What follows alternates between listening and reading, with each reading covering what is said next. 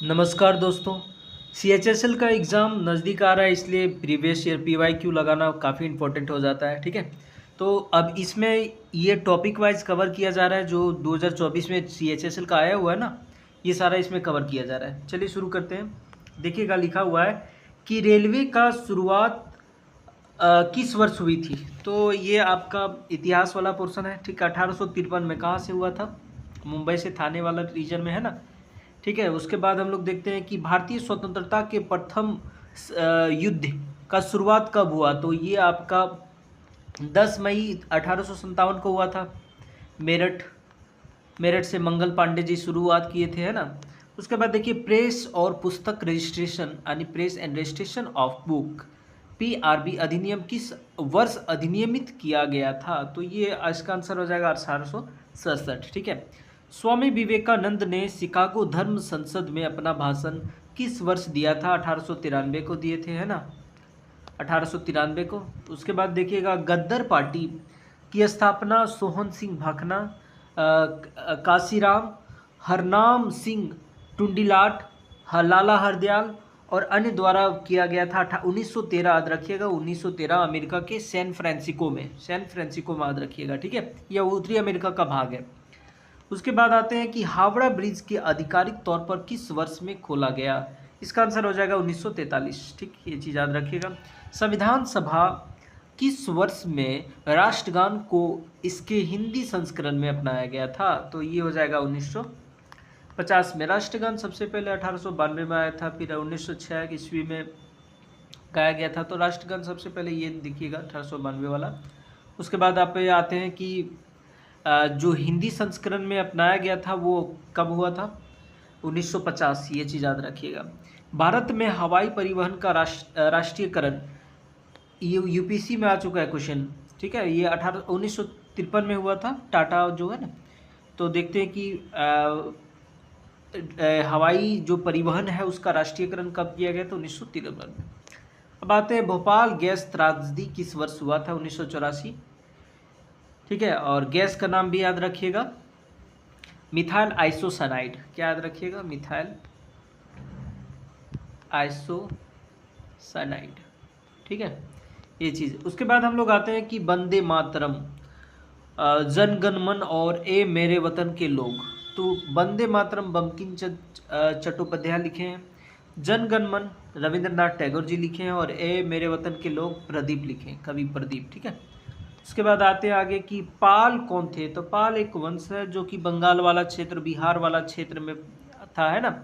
तो पूर्वी भारत के क्षेत्र में, जिसकी लगभग 750 के आसपास से उदय होता है, ठीक है। उसके बाद हम लोग देखते हैं कि गोपाल इस वंश का क्या थे? संस्थापक थे, ठीक है। अब आते हैं 26 जनवरी 1950 को भारत बन गया था, एक संप्रभुत्व लोकतांत्रिक गणराज्य बन गया था, ठीक है। 11वीं शताब्दी में गजनी के महमूद के अधीन गजनी डैश में एक छोटा सा शहर गजनवी को विशाल साम्राज्य की राजधानी बनाया था। तो ये अफगानिस्तान हो जाएगा इसका आंसर। आगे आते हैं, किस मुगल सम्राट ने प्राचीन हिंदू पौराणिक ग्रंथों रामायण और महाभारत का फारसी अनुवाद करवाया था। तो ये हो जाएगा अकबर। महाभारत का नाम जो है फारसी में रज़्मनामा है, ठीक है। उसके बाद आते हैं, बहमनी सल्तनत का संस्थापक अलाउद्दीन हसन शाह बहमन। ये 1336 में हम लोग देखते हैं कि जो आपका विजयनगर साम्राज्य स्थापित हुआ था दक्षिण भारत में, जब MBT था, ठीक है। कब था? MBT जब था दिल्ली में, उस समय आपका दक्षिण भारत में विजयनगर साम्राज्य और बहमन साम्राज्य स्थापित हो रहा था, ठीक है, ये चीज़ याद रखिएगा। उसके बाद देखते हैं कि किस दिल्ली सल्तनत शासक ने दक्षिण भारत को जीतने के लिए मलिक काफूर को नियंत्रण के लिए अपनी सेना भेजा था। तो मलिक काफूर अलाउद्दीन खिलजी ने भेजा था। तो सबसे पहले जो कहाँ भेजा गया था? देवगिरी में, ठीक है, देवगिरी में। और देवगिरी का राजा कौन थे? रामचंद्र, ठीक है, ये चीज़ याद रखिएगा। चलिए आगे आते हैं कि 1916 में इंडियन होम रूल लीग की स्थापना की जाने वाली प्रसिद्ध समाज सुधारक। तो 1916 में दो व्यक्ति सुधार किए थे, एक पहला अप्रैल में हुआ था और दूसरा सितंबर में, ठीक है।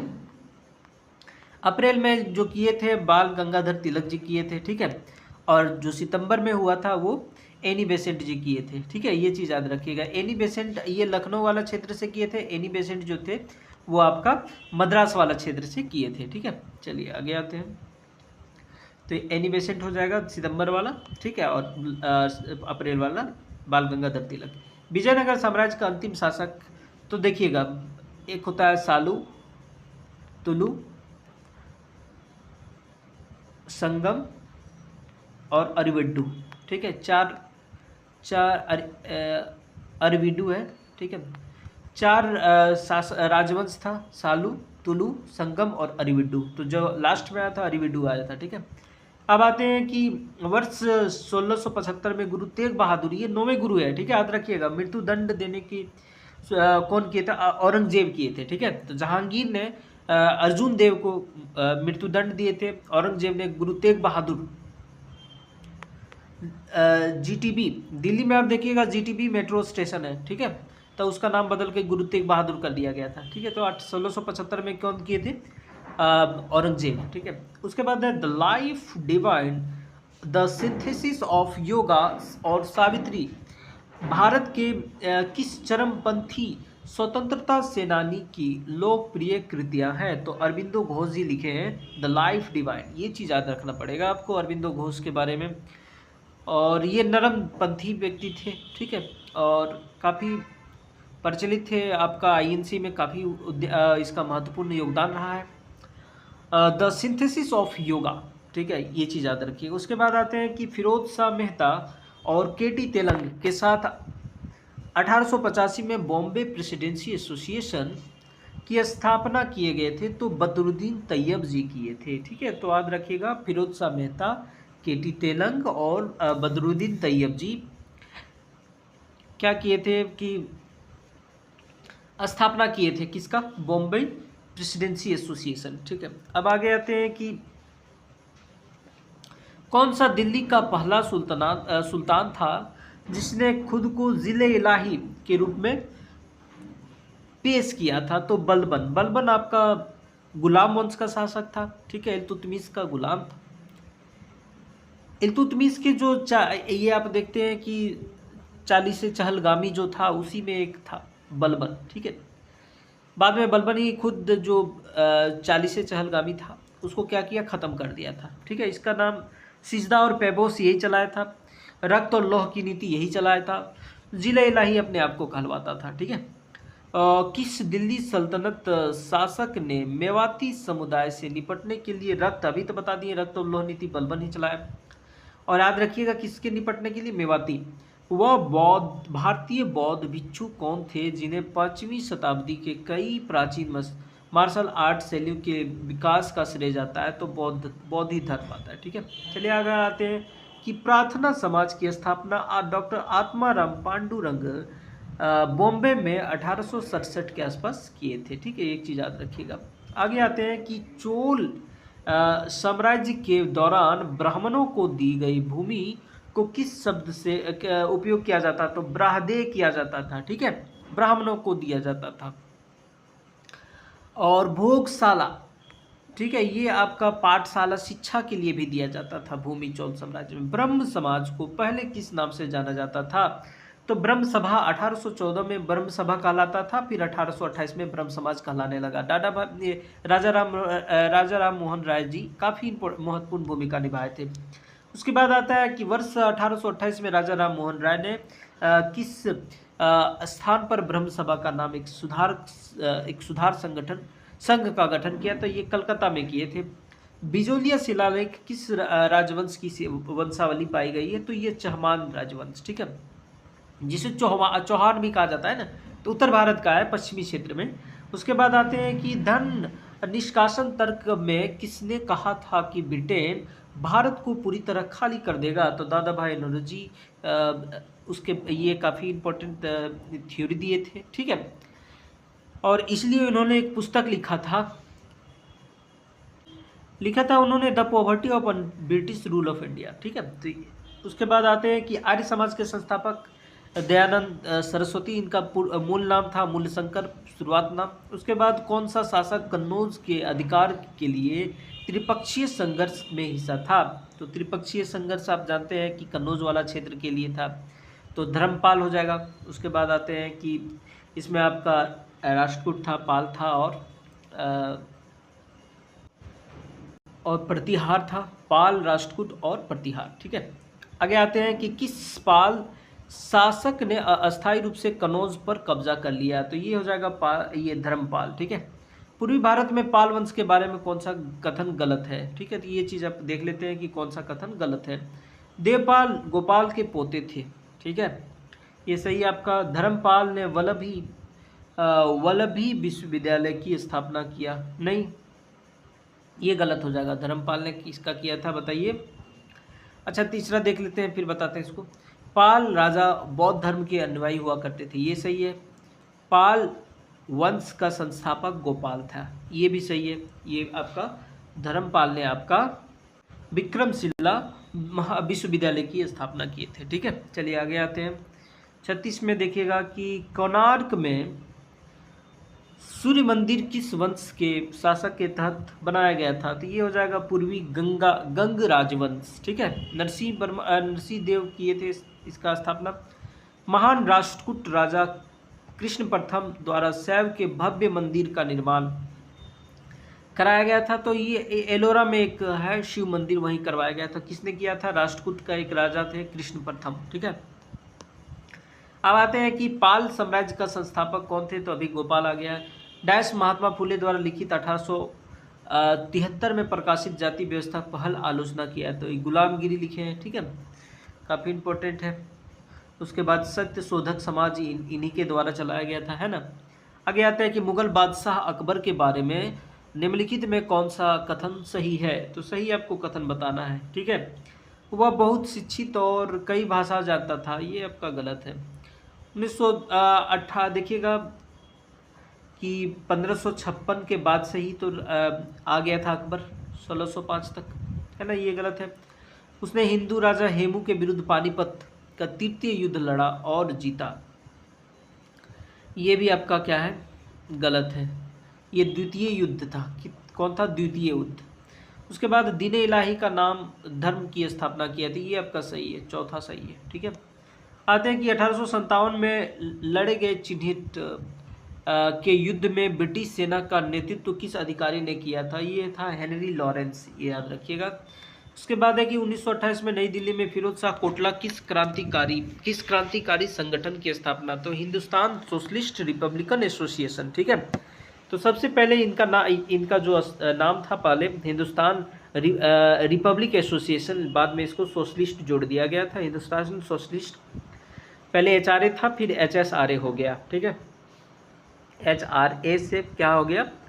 HSRA, Hindustan socialist Republic association. ठीक है, रिपब्लिकन एसोसिएशन। उसके बाद आते हैं अंग्रेजों द्वारा कौन सा अधिनियम बनाया गया था जो आग्नेयास्त्रों के निर्माण, बिक्री, अधिकार और परिवहन को नियंत्रित करता था? तो ये आपका था इंडियन आर्म्स एक्ट 1878। ठीक है, लिटन के काल में। ठीक है, उसके बाद हम लोग देखते हैं सरदार वल्लभ भाई पटेल जो भारत के पहले गृह मंत्री थे को किस उपनाम से जाना जाता है? तो लौह पुरुष इनको बोला जाता है। ठीक है, उसके बाद है किसके प्रयासों के कारण 1856 में पहला हिंदू विधवा पुनर्विवाह अधिनियम पेश किया गया और पारित किया गया? तो इसका आंसर हो जाएगा ईश्वरचंद विद्यासागर। ठीक है, और इन्होंने अपने पैसों से एक विद्यालय की स्थापना किया जिसमें 30 बालिकाओं की अध्ययन करवाते थे।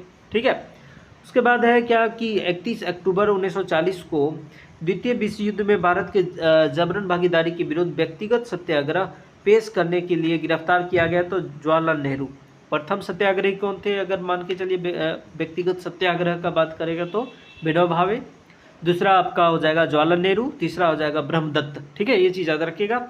गुलामगिरी अभी तो बता दी है, ज्योतिबा फुले, इन्होंने सत्यशोधक समाज की स्थापना अपने पत्नी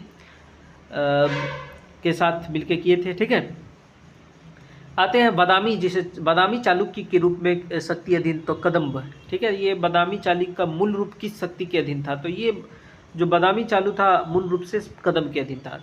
मुस्लिम समुदाय के बीच एकता के प्रतीक के रूप में ओटोमन खलीफा जो तुर्की वाला है, ठीक है, को बचाने के लिए अली बंधुओं ने, तो 1919 का बात है, ये 1919-20 की बात है, ठीक है, मौलाना अबुल कलाम आज़ाद के नेतृत्व में चला गया तो खिलाफत आंदोलन। इसी के बाद असहयोग आंदोलन शुरू हो गया था, ठीक है।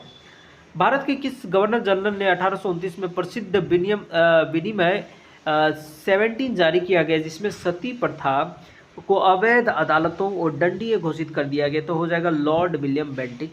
और ये किनके प्रयासों से हुआ था? राजा राम मोहन राय जी के प्रयासों से हुआ था। किस राज्य की सरकार ने तानसेन सम्मान, तानसेन आपको पता है कि मध्य प्रदेश में है, ठीक है, और तानसेन बहुत बड़ा संगीतकार थे।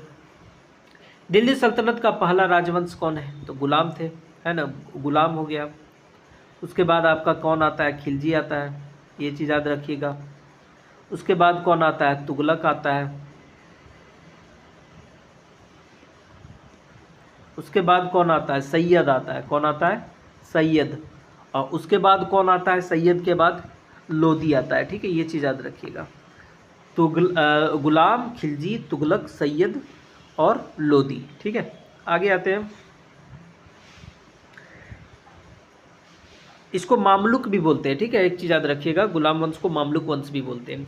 किस सुल्तान ने अपनी पहली क्या है, अपनी राजधानी दिल्ली से दौलताबाद, तो एमबीटी ने किया था। एमबीटी क्या किया था? दिल्ली से देवगिरी, जिसको बोला जाता था, दौलताबाद ले गया। अकबर के बारे में निम्नलिखित कौन सा कथन सत्य है? सत्य बताना, इसमें कथन कौन सा है, ठीक है। जैसे उसे मनसबदारी प्रणाली की शुरुआत किया, ये सही है आपका। उसने बीजापुर राज्य को पराजित कर अपने साम्राज्य में मिला लिया, नहीं, ये गलत है। उसके बाद उसने फतेहपुर सिकरी की राजधानी बनाया था, ठीक है, ये भी सही है आपका। अब आते हैं महाबलीपुरम, जो कि आपका जो पल्लव काल का था, है ना, किस राजवंश के समय शासन काल में हुआ था? तो ये हो जाएगा पल्लव। जाति उन्मूलन के लिए काम करने के लिए 1840 में बॉम्बे में स्थापित पहला सामाजिक संगठन था, तो ये परमहंस मंडली, ठीक है, परमहंस मंडली थे, ठीक है। इसमें आत्माराम पांडुरंग जी भी शामिल हुआ करते थे, ठीक है। उसके बाद आते हैं कि किस चोल साम्राज्य ने वेल्लोर की लड़ाई में पांड्य राजा मारवर्मन राजसिंहा को द्वितीय को हराया था? तो पारंतक प्रथम। ये चोल साम्राज्य के काफ़ी इंपॉर्टेंट है, ये चोल साम्राज्य का काफ़ी इंपॉर्टेंट शासक था पारंतक प्रथम, ठीक है। अब आते हैं आगे कि बलबन ने किस प्रथा में सिजदा और पेबोस की प्रथा अनुसरण किया? तो ये फारसी में हम पहले बता दिए, सिजदा और पेबोस बलबन ने शुरू किया था। गांधी जयंती राष्ट्रपिता महात्मा गांधी के जन्मदिन का प्रतीक है, जिनका जन्म 2 अक्टूबर 1869 में कहाँ हुआ था? गुजरात के पोरबंदर में, ठीक है। वर्ष 1991 में लड़े गए तराइन के प्रथम युद्ध मोहम्मद गौरी और पृथ्वीराज चौहान थे। 1992 में क्या हुआ था? मोहम्मद गौरी जीत गए थे, पहला पृथ्वीराज चौहान, दूसरा मोहम्मद गौरी, ठीक है।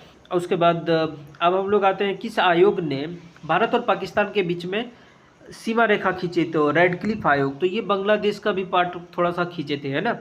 उसके बाद आते हैं कि किस चोल साम्राज्य ने तंजौर का बृहदेश्वर मंदिर, तो राजा राजचोल ने किया था, ठीक है, 1014 के आसपास किए थे, ठीक है। उसके बाद आते हैं कि कलकत्ता में ब्रह्म समाज नामक सुधार संगठन की स्थापना किसने की? तो राजा राम मोहन राय। स्वामी विवेकानंद के गुरु का नाम रामकृष्ण परमहंस, ठीक है। उसके बाद आते हैं खनुआ का युद्ध बाबर और खानवा का युद्ध है, बाबर खनुआ लिखा है लेकिन खानवा है ये, खानवा का युद्ध बाबर और राणा सांगा के बीच में हुआ था, ठीक है। आते हैं कि महाराष्ट्र में औरंगाबाद के पास एलोरा में कैलाश मंदिर, तो राष्ट्रकूटों ने बनाया था, कौन है?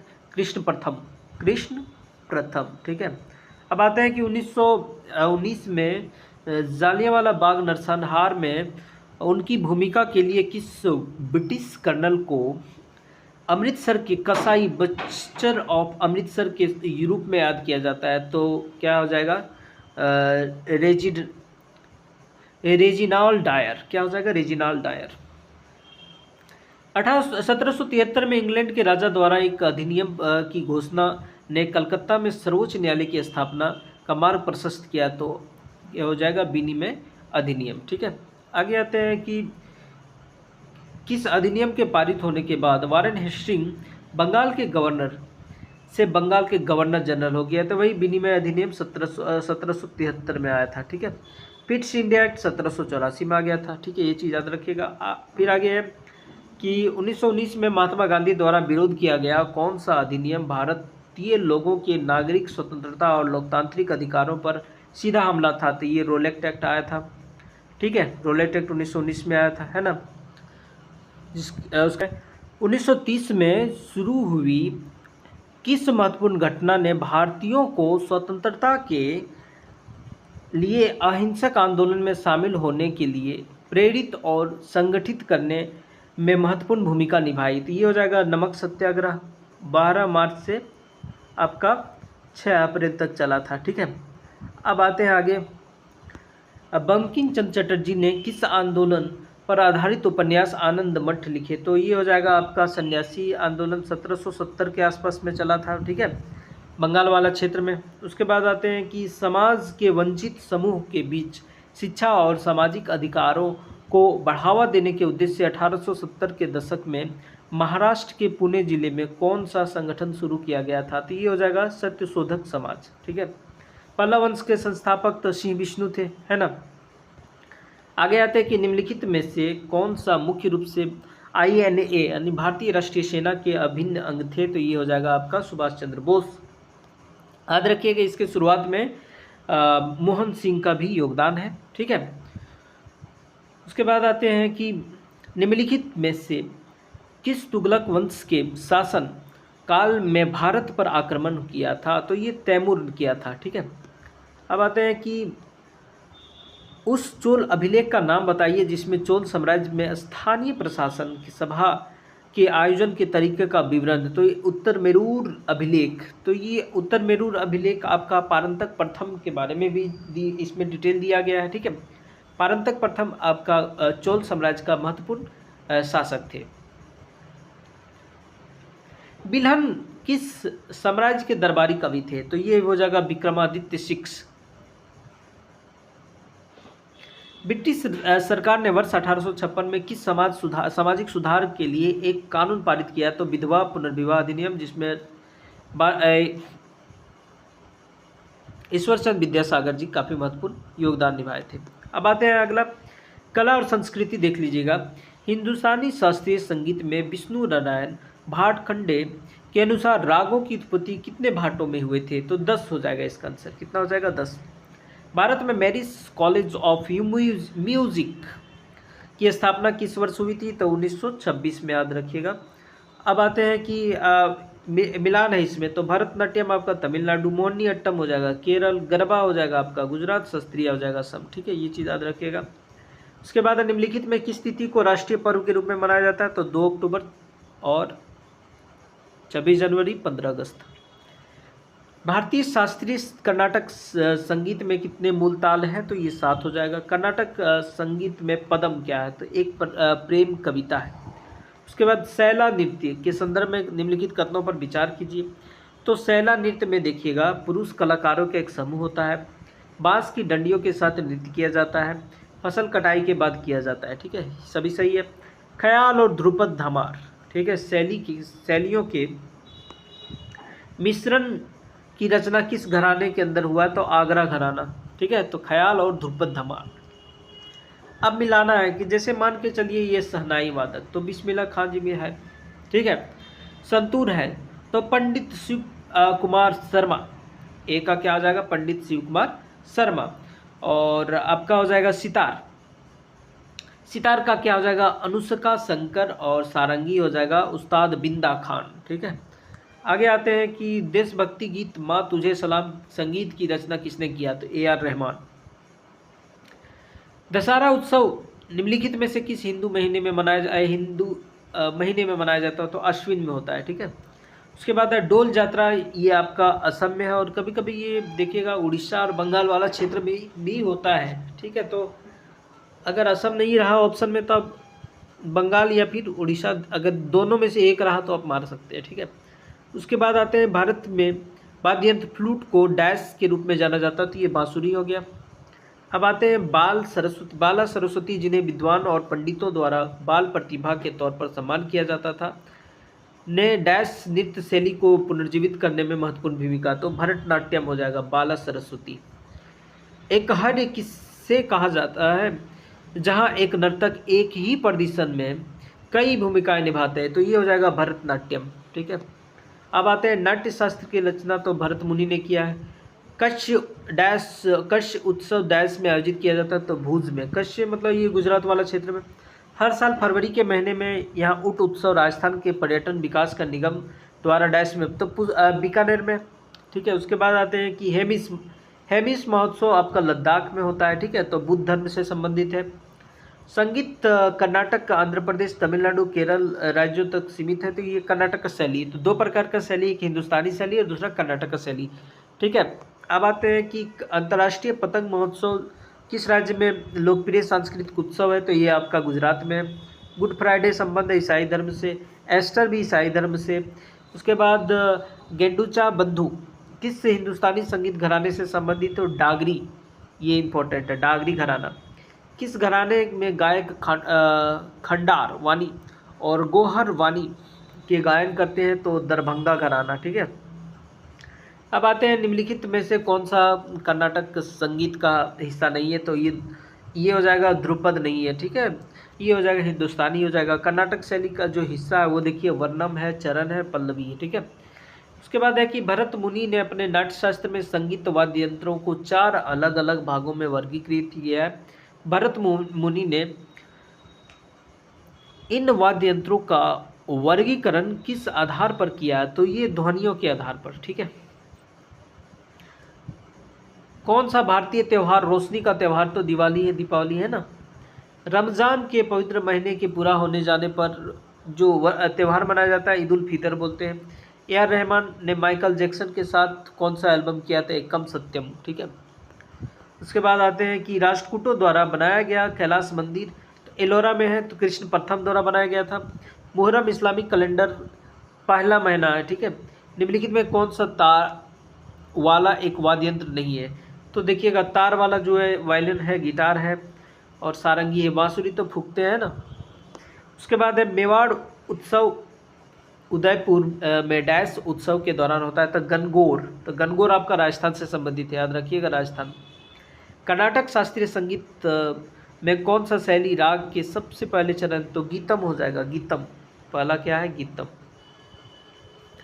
उसके बाद प्रसिद्ध पुस्तक संग्रह चूड़ामणि जो कर्नाटक संगीत के वर्तमान प्रणाली से संबंधित है, इसकी रचना गोविंदाचार्य की है। ठीक है। तो संग्रह चूड़ामणि गोविंदाचार्य जी की है। उसके बाद आता है कि छऊ निम्नलिखित में किस राज्य से है, तो छऊ नृत्य जो है आपका, याद रखिएगा, ये झारखंड, पश्चिम बंगाल, वेस्ट बंगाल और आपका उड़ीसा से संबंधित। ये गुजरात गलत है। ठीक है। छऊ नृत्य आपका कहाँ हो जाएगा, झारखंड, पश्चिम बंगाल, उड़ीसा। ठीक। उसके बाद है कि तमुलोचर सिक्किम के डैश पारंपरिक त्योहारों में से एक है। उनके नए साल के रूप में चिन्हित करने के लिए मनाया जाता है, जो हिंदू कैलेंडर विक्रम संवत के अनुसार पूस के 15वें और अंग्रेजी कैलेंडर दिसंबर में 10 मनाया था। तो ये हो जाएगा गुरंग समुदाय। ठीक है। अब आते हैं पिंजौर विरासत उत्सव, तो ये हो जाएगा आपका हरियाणा में मनाया जाता है। गुग्गा डैश एक प्रसिद्ध कर्मकांडीय नृत्य है जो गुग्गा पीर के याद में निकाला जाता है, तो ये हरियाणा में। ठीक है। डैश लोकगीतों को रागनी कहा जाता है, तो रागनी हरियाणा में। श्यामा शास्त्री के बारे में कौन सा कथन सही है, तो ये हो जाएगा वह कर्नाटक संगीत का त्रिमूर्ति में से एक है। ठीक है, श्यामा शास्त्री। उसके बाद देखिएगा सामुदायिक परंपरा किस संगीत धारा से संबंधित है, ये हो जाएगा हिंदुस्तानी संगीत, शास्त्रीय संगीत। उसके बाद होला मोहल्ला आपका सिख त्यौहार से है। चेठियागिरी बिहार उत्सव के संदर्भ में कथनों पर विचार कीजिए, तो ये जो देखिएगा चेठियागिरी है वो आपका यह बौद्ध त्यौहार है, मध्य प्रदेश के सांची में आयोजित किया जाता है। सारीपुत्र और महामोगलन अवशेष की पूजा की जाती है, तो ये आपका सारा का सारा सही है। ठीक है। अब आते हैं आगे कि कथक के लखनऊ घराने की स्थापना भक्ति आंदोलन में एक भक्त ने डैश में दक्षिण पूर्व उत्तर प्रदेश तो ईश्वरी प्रसाद आपका कथक घराने से संबंधित है। राउफ जो छत्तीसगढ़ में बना, नहीं सॉरी, राउत होता है जो छत्तीसगढ़ में, राउफ है आपका जम्मू कश्मीर में मनाया जाता है, ठीक है। उसके बाद है कि राउफ निम्नलिखित में किस राज्य केंद्र शासित प्रदेश का एक लोक नृत्य है, तो ये जम्मू कश्मीर का। राउत आ जाएगा तो आपका क्या हो जाएगा, छत्तीसगढ़, ठीक है। गुजरात के लेक वर्क का सबसे पुराना केंद्र कहाँ है, तो जामनगर। कौन सा तार वाद्य यंत्र आमतौर पर गुजरात के लोक संगीत में प्रयोग किया जाता है, तो जंतर हो जाएगा, ठीक है। आगे आते हैं कि देशभक्ति गीत संदेशे आते हैं किसने लिखा, तो जावेद अख्तर। उसके बाद है अगला देखिएगा, ओहिरा लोकगीत लोक संगीत मुख्य रूप से किस राज्य के लिए एक लोकप्रिय त्यौहार से जुड़ा है, तो ये हो जाएगा आपका झारखंड। रुक्मणी देवी अरुंडले का संबंध किस नृत्य से है, तो ये आपका हो जाएगा ये संबंध कला से, तो ये नृत्य से है, ठीक है। और ये रुक्मणी देवी अरुंडले जी भरतनाट्यम के लिए काफ़ी प्रेरणादायक रही है। उसके बाद देखिएगा निम्नलिखित में कौन सा नृत्य 2010 में भारत के अमूर्त विरासत की यूनेस्को सूची में सूचीबद्ध है, तो ये हो जाएगा कालबेलिया, राजस्थान की है, ठीक है। यक्षगान मुख्य रूप से किस राज्य से जुड़ा है, तो ये कर्नाटक से जुड़ा है। पारंपरिक डैश संगीत ठुमरी और अन्य लयात्मक शैली शामिल है, तो ये हो जाएगा कथक। पंडित बिरजू महाराज ये आपका कथक से संबंधित है। स्वदेश खेली कलारीपट्टू आपका केरल में होते हैं, ये एक प्रकार का मार्शल आर्ट है, ठीक है। मोहिनी अट्टम आप जानते हैं केरल का है। तेरी मिट्टी फिल्म का केसरी है। उसके बाद देखिएगा पारसी लोगों का एक महत्वपूर्ण त्यौहार जो पारसी धर्म का पालन करते हो, क्योंकि यह जोरोस्टर की जयंती का प्रतीक है, ये खोरदाद साल कहलाता है, ठीक है। उसके बाद देखिए कौन सा तमिलनाडु से संबंधित नहीं है, ठीक है, तो ये देखना है। तो जो आपका है वो देखिए नाटुपुरा है, विल्लुपुट्टू है, अम्मानेवारी है, लेकिन खूब केसी नहीं है, ठीक है, ये याद रखिएगा। आगे आते हैं कि छन्नू लाल मिश्र किस संगीत वंश से संबंधित है, तो ये किराना घराना होगा। आईटीसी संगीत नृत्य सर्च अकादमी कहाँ स्थित है, तो ये हो जाएगा आपका कलकत्ता। कौन सा भारतीय राष्ट्रीय नृत्य आंध्र प्रदेश से उत्पन्न है, तो ये हो जाएगा कुचिपुड़ी। उसके बाद गुरु वेम्पति चिन्ना सत्यम भारत के डैश कुचिपुड़ी नृत्य से है, तो ये गुरु वेम्पति एक कुचिपुड़ी है। मानव की मौखिक और अमूर्त विरासत की उत्कृष्ट कृति के रूप में यूनेस्को द्वारा मान्यता प्राप्त प्राचीन संस्कृत रंगमंच का एकमात्र जीवंत नमूना कुटियाट्टम है, ये केरल से संबंधित है, ठीक है। और ये यूनेस्को द्वारा सांस्कृतिक धरोहर में सूचीबद्ध है, ठीक है। उसके बाद देखिए शास्त्रीय नाटक कर्नाटक संगीत में ताल कहा जाता है लय को। अन्नमाचार्य के किस भगवान की स्तुति में संस्कीर्तन की रचना है, तो भगवान वेंकटेश्वर।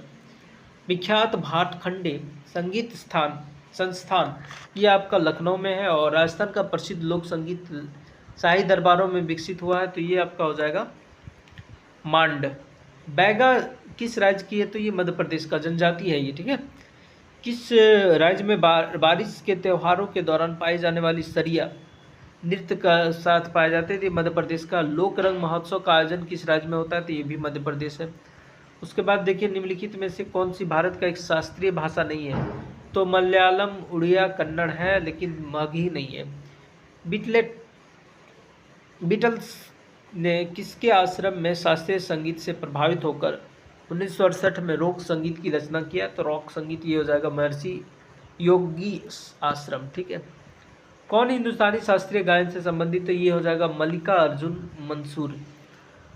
उसके बाद देखिएगा कि लोक संगीत भारतीय और पश्चिम संगीत का मिश्रण है और गोवा में मोंडो बोला जाता है, ठीक है। लाइफी चिन्फी ये मणिपुर का है, किस राज्य का वेशभूषा है, तो लाइफी देखिए याद रखिएगा, लाइफी चिन्फी एक प्रकार का वेशभूषा है, कहाँ का, मणिपुर का। राज्य में खूबकेशी का ऐसा गीत जो तालियां बजाकर क्लैपिंग करता है, तो ये मणिपुर का है खूबकेशी, ठीक है। उसके बाद आते हैं जगोई और चोला भारतीय शास्त्रीय नृत्य, तो ये मणिपुर का है। प्रसिद्ध तराना पंडित तराना गायक पंडित रतन मोहन शर्मा किस घराने से, तो ये मेवाती घराने से जुड़ा है।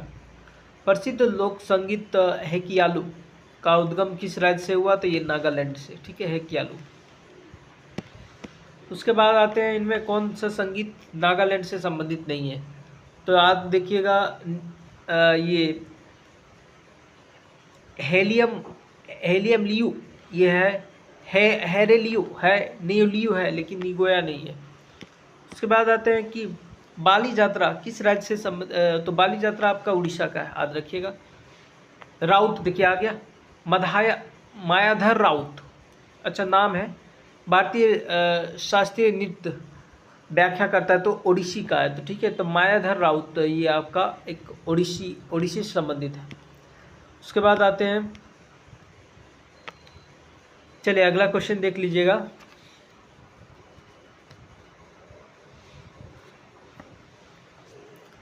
मायाधर राउत भारतीय शास्त्रीय नृत्य डैश शैली डैश से व्याख्याता है, तो ये उड़ीसी शैली से, ठीक है। अगला है कि प्रसिद्ध नृत्यांगा संजुका पाणिग्राही का संबंध निम्नलिखित में, तो ये भी आपका संजुका पाणिग्राही उड़ीसा से संबंधित है। केरल का वह त्यौहार कौन सा है जो फसल के मौसम के शुरुआत करता है 10 दिनों तक चलता है, जिसके द्वारा सर्पाकार नाव आदि होता है, तो ये होगा ओनम, ठीक है। चलिए उसके बाद है कि एक संगीत रचना है जो मधुर भक्ति के माध्यम से भक्ति को व्यक्त करता है, तो ये पदम होगा, ठीक है, पदम। छत्तीसगढ़ का कौन सा लोक संगीत महाकाव्य महाभारत पर आधारित है, तो ये हो जाएगा पंडवानी। उसके बाद है कौन सा लोक संगीत महाभारत पर आधारित है जिसमें भीम को नायक के रूप में चित्रित किया गया था, ये पंडवानी है। वाजिद अली शाह के समय में अस्तित्व में आया लखनऊ घराना किसके द्वारा विकसित किया गया, तो पंडित ठाकुर प्रसाद, ठीक है, लखनऊ घराना। उसके बाद आते हैं कि जमशेदी नौरोज समुदाय का, पारसी समुदाय के निम्नलिखित में कौन भारतीय फिल्म उद्योग में एक नृत्य कोरियोग्राफर है, तो ये प्रभुदेवा। उसके बाद है गिद्दा किस राज्य का लोक नृत्य है, ये पंजाब हो जाएगा। स्वदेश खेल गतका भी उत्पत्ति जो हुआ है पंजाब में हुआ है।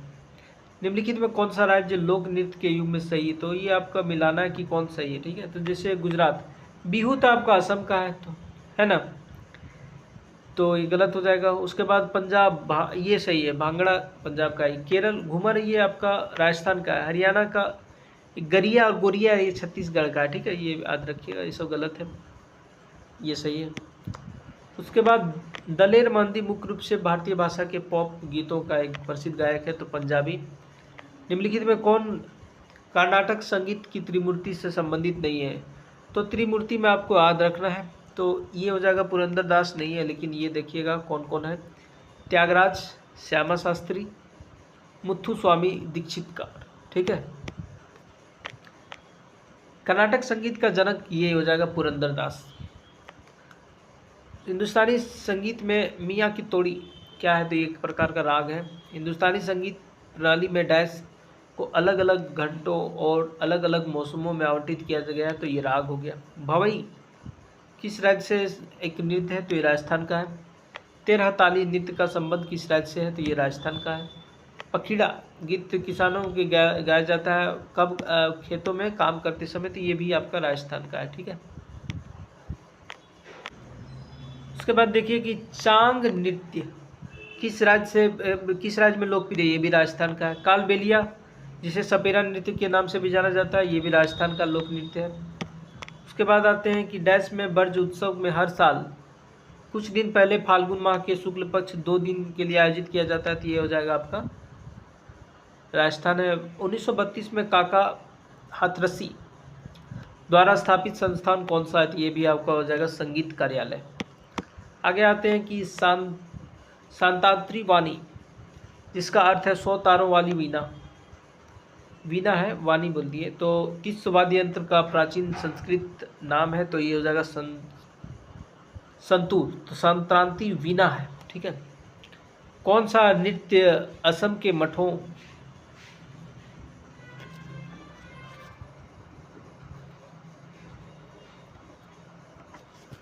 चलिए अगला देखिएगा, शांतांतरी वीणा।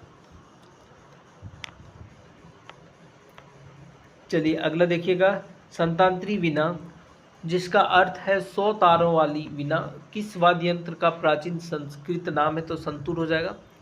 कौन सा नृत्य असम के मठों में विकसित हुआ? तो सत्रिया हो जाएगा। असम के महान वैष्णव संत और सुधारक द्वारा किस नृत्य की शुरुआत की गई थी? ये भी सत्रिया हो जाएगा। चलिए आगे आते हैं कि उस संगीत वाद्य यंत्र का चयन कीजिए जो आघात के माध्यम से नहीं बजाया जाता है या किसी वस्तु का प्रहार करके नहीं बजाया जाता है। तो शहनाई हो जाएगा, शहनाई हो जाएगा, जिसे फूंक के बजाया जाता है ना।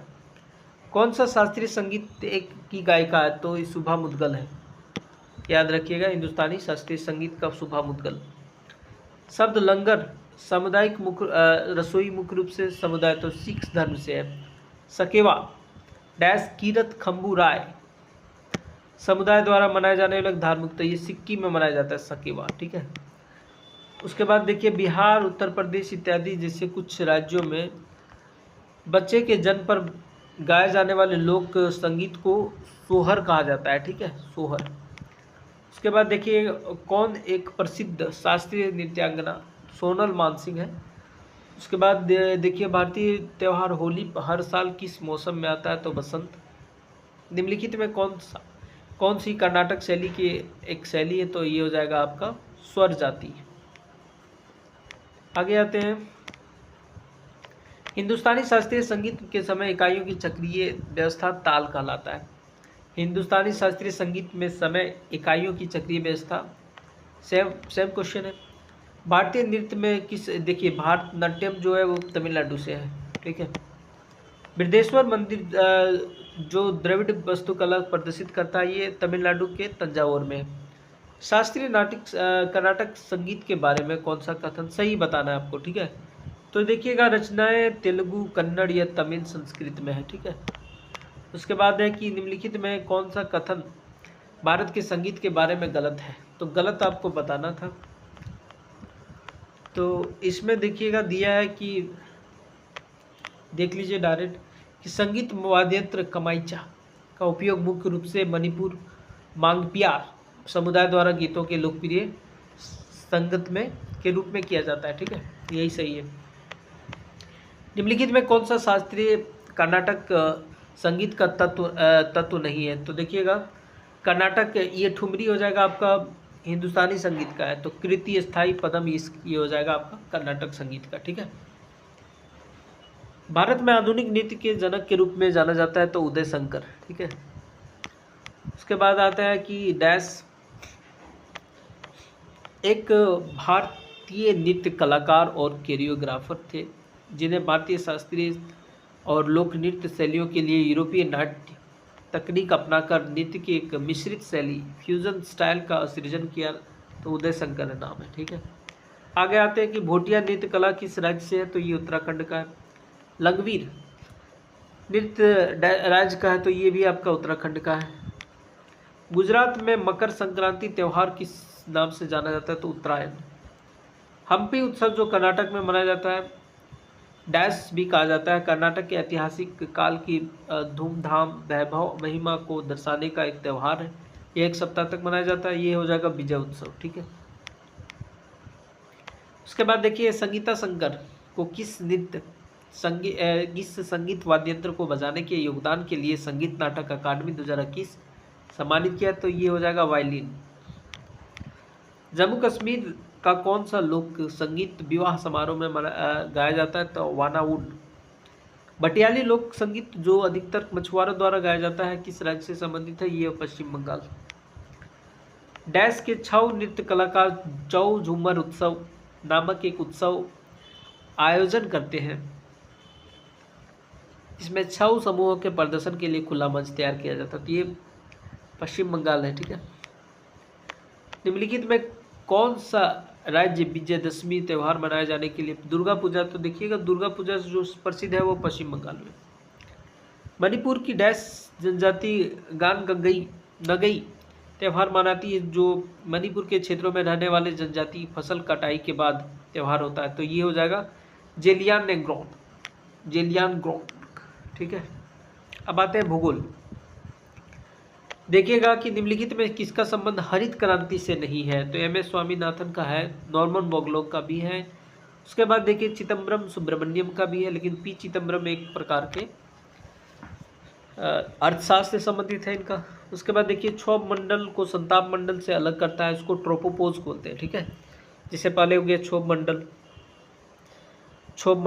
संताप मंडल, मध्य मंडल, बाह्य मंडल, बहिर्मंडल, है ना। तो देखिए क्षोभ मंडल और संताप मंडल के बीच का जो भाग है उसको क्या बोलते हैं, ट्रोपोपोज। संताप मंडल और मध्य मंडल के बीच का भाग क्या हो जाएगा, मिसोपोज, है ना, इस प्रकार आता है। स्टेटोपोज इस प्रकार आता है, ठीक है। उसके बाद यहाँ देखिए मिलाना है, तो ज्वारीय ऊर्जा, तो ज्वारीय ऊर्जा जो है वो आपका कहाँ है, खंबात की खाड़ी। पवन ऊर्जा नागरकोइल और भूतापीय ऊर्जा पुग्गा घाटी, ये याद रखिएगा।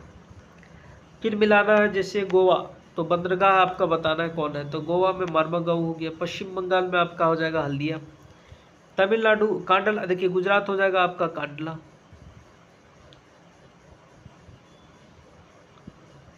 और तमिलनाडु का हो जाएगा तुतिकोरिन, ठीक है, ये चीज़ याद रखिएगा। उसके बाद आता है कि आदिम जो खेती करता है उसका नाम क्या है, जैसे आदिम खेती हो गया, राज्य खेती के आदिम और रूप का नाम, जैसे हो गया मध्य प्रदेश, ये काफ़ी अच्छा क्वेश्चन है। मध्य प्रदेश का हो जाएगा बेवार, आंध्र प्रदेश का हो जाएगा पेंटा, उड़ीसा का हो जाएगा आपका बिग्रा, और झारखंड का कुरवा, ठीक है। उसके बाद बंदरगाह मिलाना है, सेम क्वेश्चन है। मर्मागांव अभी देखिए गोवा का है। पारादीप जो हो जाएगा आपका उड़ीसा का हो जाएगा। हल्दिया हो जाएगा पश्चिम बंगाल, और तुतिकोरिन तमिलनाडु का। उसके बाद देखिए भारत के मानक भूमध्य रेखा तो 82.5 डिग्री जो उत्तर प्रदेश के मिर्ज़ापुर से गुजरता है ना। उसके बाद देखिएगा NW मतलब नेशनल वाटरवेज 1, तो नेशनल वाटरवेज 1 जो हो जाएगा इलाहाबाद से हल्दिया, क्या है, इलाहाबाद से हल्दिया, ये वाला। नेशनल वाटरवेज 2 जो हो जाएगा वो हो जाएगा आपका ये सदिया धुबरी, ठीक है, सदिया धुबरी ब्रह्मपुत्र नदी पर है। 3 जो हो जाएगा वो होगा आपका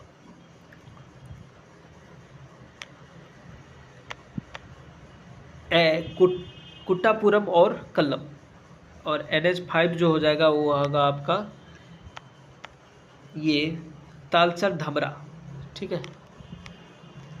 उसके बाद देखिएगा कि भारत का प्रायद्वीपीय पठार सबसे पहले किस महाद्वीप से का भाग है, तो अफ्रीका का था, ठीक है। भारत के कुल क्षेत्र का लगभग 40% भाग किस मिट्टी पाई जाती है, तो ये जलोढ़ीय मृदा पाया जाता है, ठीक है। 40% भाग में जलोढ़ीय मृदा। किस राज्य में मैंग्रोव वन है, तो पश्चिम बंगाल में है। मैंग्रोव वन आपका आंध्र प्रदेश में भी, लेकिन ऑप्शन के अनुसार जो दिया रहेगा, ठीक है। मैंग्रोव वन पश्चिम बंगाल में भी है, ठीक है, याद रखिएगा। सुंदरी वन। उत्तरी मैदान का सबसे बड़ा भाग कौन सा है, जो पुराने जलोढ़, तो ये बांगर हो जाएगा, पुराने जलोढ़। उसके बाद देखिए सही कथन बताना है। इसमें लिखा है कि भारत का अधिकतम राष्ट्रीय उद्यान मध्य प्रदेश राज्य में स्थित है, तो ये हो जाएगा, ये सही है। मुदुमलाई आपका तमिलनाडु में है। Salim Ali centre for ऑर्थोनोलॉजी centre history, तो ये हो जाएगा आपका तमिलनाडु, ये भी सही है, ठीक है। 1-3। सलाल परियोजना, Salal hydro electric power station भी कहा जाता है, चिनाब नदी पर है। भारत के किन स्थानों पर दिन रात तापमान बहुत कम अंतर होता है, चेन्नई और तिरुवनंतपुरम में, ठीक है। झारखंड और छत्तीसगढ़ राज्य में डैश भंडार है, तो कोयला का। भारत के प्रायद्वीपीय पठार का समान उन्नयन पश्चिम से पूर्व की ओर है, ठीक है। उसके बाद आते हैं दिल्ली रीज किस नदिया का जल विभाजक है, तो ये गंगा और सिंधु का है। निम्नलिखित में एशियाई शेर प्राकृतिक आवास, तो गिर वन जो गुजरात में है वहाँ पाया जाता है। भारत में एशियाई शेर का प्राकृतिक आवास गिर वन है, गुजरात। हरित क्रांति की शुरुआत का आधार उपज अधिक बढ़ाने के वाले बीजों की किस्म का है। हरित क्रांति के HYV बीज का उपयोग के कारण कृषि उत्पादन में वृद्धि की। यह HY मतलब होता है क्या, हाई एल्डिंग वैरायटीज, ठीक है। अगर पूछा है कि HY के बारे में कौन सा कथन गलत है, ठीक है, तो ये हो जाएगा कि HY के कारण फसल की सघनता में कमी आई, नहीं बढ़ा है, ठीक है, ये बढ़ा है, समझे। उसके बाद हरित हरित क्रांति के बारे में कौन सा कथन सही हो, पूछ रहा है। तो देखिएगा, पहला है कि हरित क्रांति आने भारत में आत्मनिर्भर बन गया, सही है। हरित क्रांति के कारण एक ही फसल बार बार उगाने के लिए मिट्टी के पोषक तत्व तो हानि होने लगी, बिल्कुल सही है। हरित क्रांति के कारण ताजे भूजल में कमी आई, ये भी सही है आपका, तीनों का तीनों। अब आपको मिलाना है, ठीक है। जैसे नीली क्रांति, तो नीली क्या है, मछली से है, संबंधित है। पीली क्रांति क्या है, तिलहन है एक प्रकार का आपका। गोल क्रांति क्या है, आलू हो जाएगा। स्वर्णिम क्रांति क्या है, बागवानी है, ठीक है। उसके बाद पूछ रहा है कि जलवायु के संबंध में कौन सा कथन गलत है। तो देखिएगा कि जैसे कि मध्य एशिया की तुलना में भारत में अपेक्षाकृत अधिक ठंड हो पड़ती है, नहीं। हिमालय है जो ठंड को रोकती है, ठीक है। क्षोभ आता है एक ठंडा, उसको रोकता है हिमालय। किस नदी को तिब्बत में सिंगी खम्बन कहा जाता है, तो सिंधु नदी। हरित क्रांति के दूसरे चरण के संबंध में कौन सा कथन सही नहीं है। तो पहला चरण 1960-70 के दशक के अधिक शामिल किया गया था, ये चीज़ आपका दिया गया है। उसके बाद देखिए, भारत के पश्चिमी तटीय मैदान के विस्तार, मध्य विस्तार को किस नाम से जाना जाता है, तो ये कन्नड़ मैदान कहलाता है, ठीक है। उसके बाद आते हैं लौह अयस्क और मैग्नीज खनिज के लिए प्रसिद्ध शिमोगा, शिमोगा जो कर्नाटक में है, ठीक है, याद रखिएगा शिमोगा। उसके बाद करेवा संरचना जो कि जम्मू कश्मीर वाला क्षेत्र में, शिवालिका रीजन वाला में, ठीक है। शिवालिक जो पहाड़ है वहाँ पे। हिमालय का कौन सा उपविभाजक में, तो कश्मीर हिमालय में है, ठीक है। अब आते हैं कि भारत में मानसून से वर्षा प्राप्त करने वाला पहला राज्य तो केरल हो जाएगा। जून के समय आसपास 10 या 15 जून के आसपास ये वहाँ विस्फोट होता है, ठीक है, ब्रस्ट करता है, मानसून ब्रस्ट बोलते हैं इसको। किस प्रकार के फसलें मानसून के मौसम में शुरुआत में बोई जाती है, तो ये खरीफ फसल, जैसे धान हो गया, मक्का हो गया, है ना। उसके बाद देखिएगा कि कौन सा नदी बिहार के शोक के जाना जाता है, तो ये हो जाएगा कोसी नदी। मुद्रा थर्मल पावर प्लांट गुजरात के किस जिले में, तो ये हो जाएगा आपका कच्छ में। मालदीव भारत के किस द्वीप के दक्षिण में, तो लक्षद्वीप। 8 डिग्री चैनल है ना मालदीव और लक्षद्वीप के बीच में, लक्षद्वीप और देखिएगा 9 डिग्री चैनल ये लक्षद्वीप और लक्षद्वीप जो है ये पे देखिएगा मिनिकॉय होता है, सॉरी, ये मिनिकॉय और लक्षद्वीप के बीच में आपका देखिए 9 डिग्री और मिनिकॉय यहाँ फिर से हम क्लियर कर देते हैं। जैसे ये मान के चलिए मालदीव है, यहाँ मिनिकॉय हो गया, यहाँ लक्षद्वीप हो गया। देखिएगा लक्षद्वीप और मिनिकॉय के बीच 8 डिग्री चैनल है। टोटल लक्षद्वीप ही कहला है, लेकिन एक छोटा सा पार्ट है जिसको मिनिकॉय कहला रहा है, ठीक है। मिनिकॉय और लक्षद्वीप के बीच में 9 डिग्री चैनल है, ठीक है, ये चीज़ याद रखिएगा। 10 डिग्री चैनल आपको मिल जाएगा अंडमान निकोबार में, ठीक।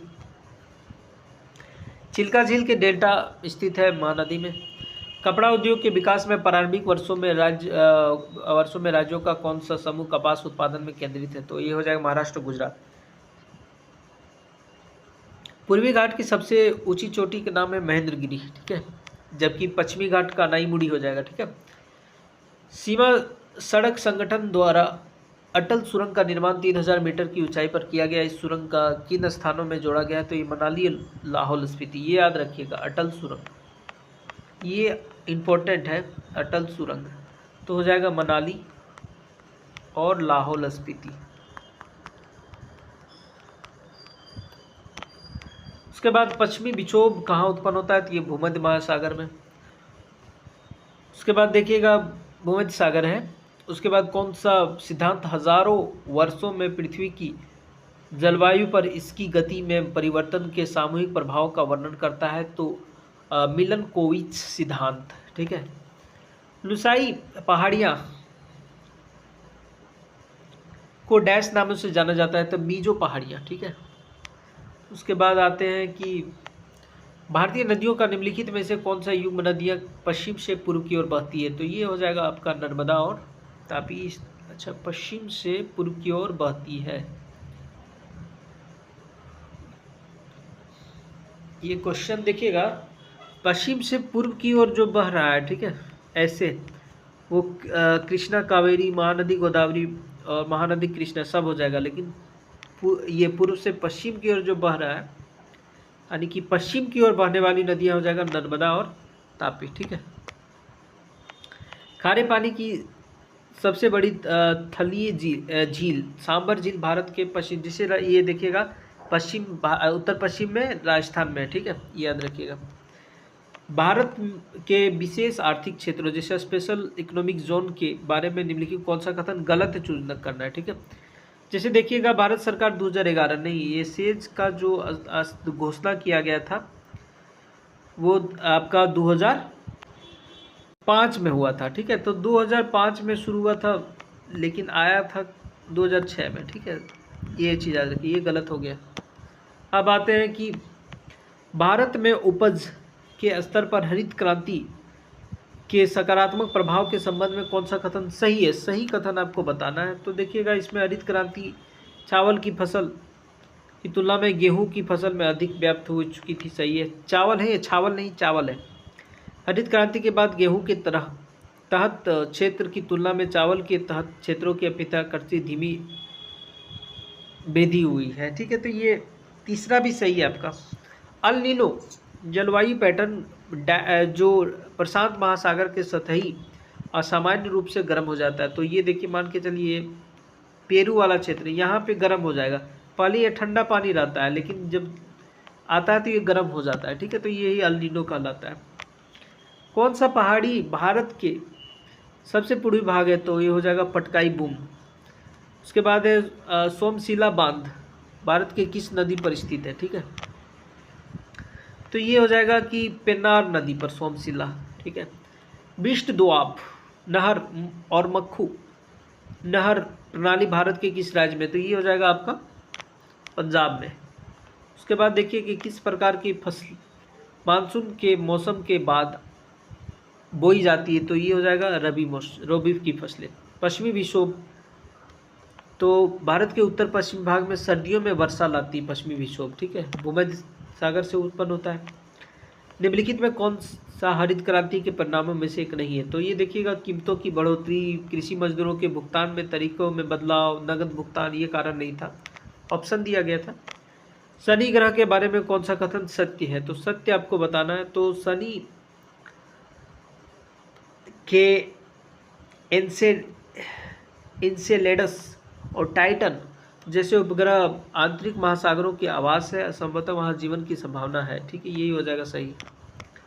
उसके बाद देखिए पर्वतीय वर्षा तब होती है जब संतृप्त वायु द्रव्यमान पर्वत के पुनः संपर्क में आता है, ठीक है। जियोड शेप यानी जियोड पृथ्वी की एक प्रकार का आकार है, ठीक है। पृथ्वी का जो आकार है जियोड शेप है। हिमालय की सबसे बाहरी श्रृंखला तो सबसे बाहरी शिवालिक बोलते हैं, ठीक है।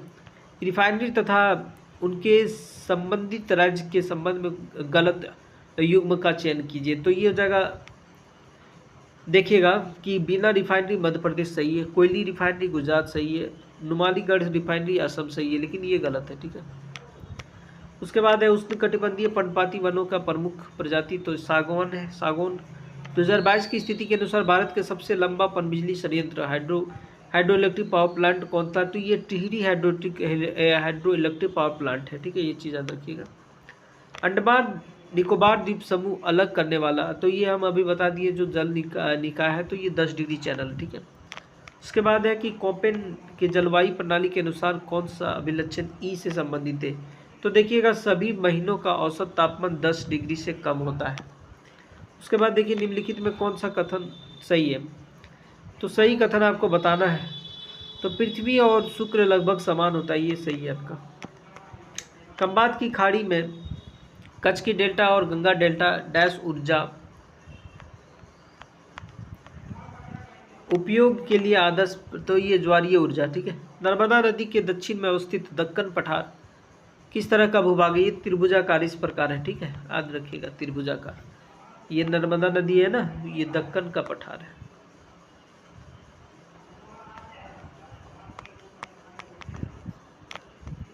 उसके बाद नरोरा परमाणु ऊर्जा संयंत्र कहाँ स्थित है। तो ये उत्तर प्रदेश हो जाएगा।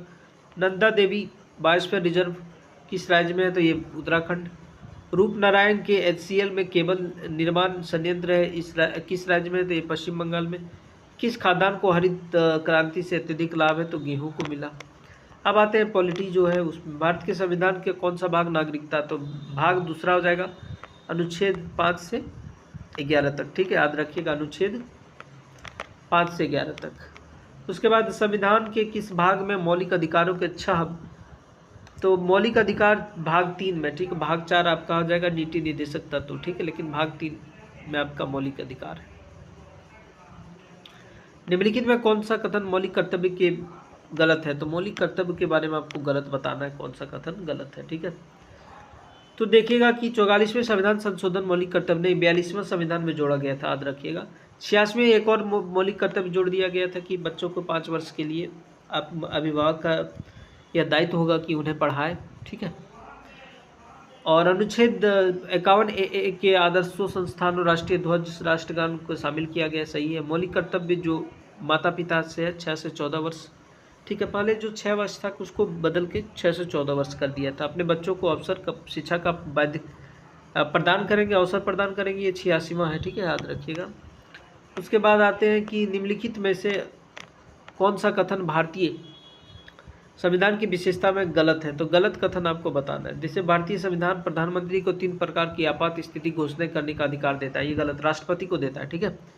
समाज के वंचित वर्गों के उत्थान के लिए आरक्षण नीति है, बिल्कुल सही है, आरक्षण नीति है आपका अनुच्छेद 15(4), 16(4), इस प्रकार का जो अनुच्छेद है उसमें आरक्षण का बात करता है, ठीक है। 330, 332 है ना, 335 ये प्रकार का, ये क्या है, आरक्षण का बात करता है। सर्वोच्च न्यायालय के पास न्यायिक समीक्षा की कोई शक्ति नहीं, ये गलत है। न्यायिक समीक्षा सर्वोच्च के पास भी है और उच्च न्यायालय के पास भी है। 7 नवंबर 2022 को सर्वोच्च न्यायालय द्वारा बरकरार किए गए EWS का आरक्षण, तो ये 103वां संविधान संशोधन है, ठीक है, याद रखिएगा 103वां। तो कैसे याद करने का तरीका कैसे है, देखिए EWS है ना, तो 1 2 3 याद रखिएगा 103, ठीक है। उसके बाद देखिएगा भारतीय संविधान में कौन सा अनुच्छेद मौलिक अधिकार है, तो अनुच्छेद 12 से 35 तक भाग 3 में, ठीक है। उसके बाद देखिएगा भारतीय संविधान ने किस वर्ष देवनागरी लिपि को लिखित हिंदी संघ की राजभाषा घोषित किया गया था, 1949, याद रखिएगा। उसके बाद भारतीय संविधान के 42वें संविधान संशोधन अधिनियम 1976 में और 44वें 1978 में। नागरिकों के मौलिक कर्तव्य 42वें संविधान संशोधन में जोड़ दिया गया था 1976। भारत का राष्ट्रीय मानवाधिकार आयोग की स्थापना किस वर्ष हुआ था, 1993 के आसपास किया गया था, 1993 हो गया ना। देखिए अनुच्छेद 20 का कौन सा खंड दोहरे दंड के सिद्धांत को शामिल किया है, तो दूसरा खंड में दिया गया डॉक्ट्रिन ऑफ डबल जेपार्डी, ठीक है। एक व्यक्ति को एक ही सजा, एक ही काम के लिए, एक ही अगर कोई प्रकार का क्राइम करता है तो एक ही क्राइम के लिए 2 बार उसको सजा नहीं दिया जा सकता है ना। जैसे निम्नलिखित में कौन सा कथन भारतीय संविधान की विशेषता गलत है, चूज करना है, ठीक है, कि इसमें कौन सा कथन गलत है। तो देखिए हालांकि भारतीय संघीय व्यवस्था, लेकिन संघ शब्द का उल्लेख नहीं किया, बिल्कुल सही, 352 में से थोड़ा सा दिया गया है।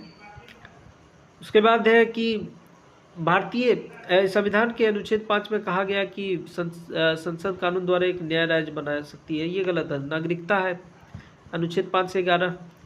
संघ सूची के विषय में राज्य विधानमंडल के लिए कानून बना सकती है, तो ये भी गलत है। संघ सूची में क्यों बनाएगा राज्य सूची में जबकि संघ बना सकता है। चलिए आगे आते हैं कि संविधान का 100वां संशोधन अधिनियम किस वर्ष लागू किया गया, तो ये 2015 में। 100वां किससे संबंधित है, आपका बंगाल, पश्चिम बंगाल और भारत के कुछ हिस्सों का शेयरिंग के लिए। ये हम बोले थे कब, जो अभी वो आपका हो गया 100वां जो हो गया, एक GST आ गया और 101 पश्चिम बंगाल वाला हो गया, ठीक है, ये याद रखिएगा। तो चलिए अगला क्वेश्चन देखते हैं कि संविधान का 100वां संविधान 100वां संशोधन अधिनियम लागू किया 2015। तो 100वां संविधान संशोधन आपका पश्चिम बंगाल का कुछ क्षेत्र है और बांग्लादेश का जो कुछ क्षेत्र है उसको में शेयरिंग हुआ था भारत और बांग्लादेश के बीच में, ठीक है, याद रखिएगा। 100वां 101वां हो गया GST। किस वर्ष में किशोर न्याय बालकों की देखरेख और संरक्षण अधिनियम 2015 में संशोधन किया गया, तो 2021, ठीक है। आइए कि भारतीय संविधान में निम्नलिखित में किस अनुच्छेद का को साधारण बहुमत सिंपल मेजोरिटी से संशोधित नहीं किया जा सकता है, तो अनुच्छेद 21 हो गया। ठीक है। भारतीय संविधान की 8वीं अनुसूची में अनुसूची भाषाओं के रूप में कितनी भाषाओं को शामिल किया गया, तो 22 भाषा। भारतीय संविधान डैश को लागू हुआ और इसे गणतंत्र के रूप में मनाया जाता है, तो 26 जनवरी 1950 को। ठीक है। उसके बाद आते हैं कि भारतीय संविधान को 26 जनवरी 1949 को अपनाया गया था 26 नवंबर 1949, जबकि लागू हुआ था 26 जनवरी 1950। ये चीज़ याद रखिएगा। भारतीय संविधान का कौन सा अनुच्छेद नागरिकों का कर्तव्य बताता है कि वे सद्भाव और भाईचारे को बढ़ावा दें, तो ये हो जाएगा 51A का ई पार्ट। ठीक है। उसके बाद है कि भारत की संसद ने 86वें संविधान संशोधन अधिनियम 2002 पारित किया, जो किस आयु वर्ग के बच्चों के लिए प्राथमिक शिक्षा के बुनियादी अधिकारों को स्थापित करता है, तो 6 से 14। उसके बाद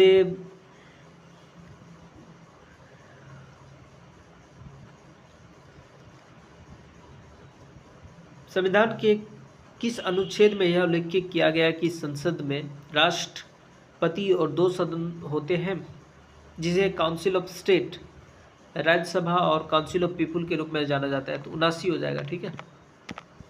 अब आते हैं स्वर्ण सिंह समिति द्वारा भारतीय संविधान के मौलिक कर्तव्यों को शामिल करने की अनुशंसा किया गया, तो ये हो जाएगा 8, जबकि बाद में अपनाया गया था 42वें संविधान संशोधन द्वारा 10, बाद में 86वें संविधान संशोधन द्वारा एक और जोड़ दिया गया 6 से 14 वर्ष के बच्चों के लिए। संविधान की प्रस्तावना भारत के किस रूप में वर्णित करता है, एक धर्मनिरपेक्ष राज्य के रूप में। ठीक है। स्वतंत्र भारत के नेताओं ने किस प्रकार की प्रणाली को अपनाने के लिए निर्णय लिया था, तो एक ऐसी प्रणाली जो कुछ लोगों के बजाय